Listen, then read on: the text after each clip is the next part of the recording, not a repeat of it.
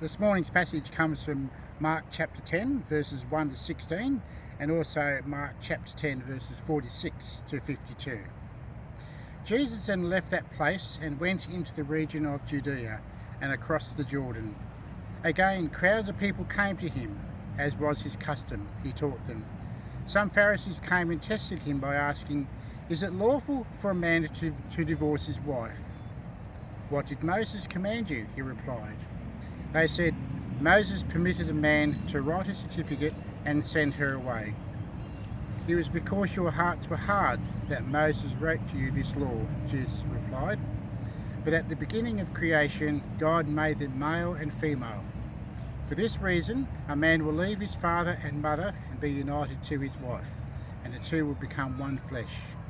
So they are no longer two, but one. Therefore, what God has joined together, let man not separate." When they were in the house again, the disciples asked about this. He answered, "Anyone who divorces his wife and marries another woman commits adultery against her. And if she divorces her husband and marries another man, she commits adultery." People were bringing little children to Jesus to have him touch them, but the disciples rebuked them. When Jesus saw this, he was indignant. He said to them, "Let the little children come to me, and do not hinder them, for the kingdom of God belongs to such as these. I tell you the truth, anyone who will not receive the kingdom of God like a little child will never enter it." And he took the children in his arms, put his hands on them, and blessed them. We now go to verse 46. Then they came to Jericho.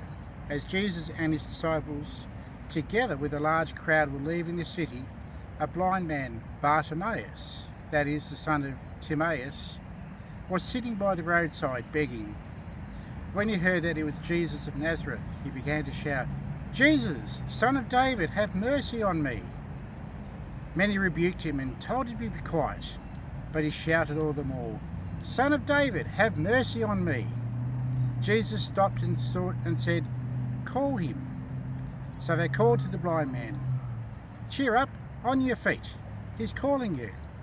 Throwing his cloak aside, he jumped to his feet and he came to Jesus. "What do you want me to do for you?" Jesus asked him. The blind man said, "Rabbi, I want to see." "Go," said Jesus, "your faith has healed you."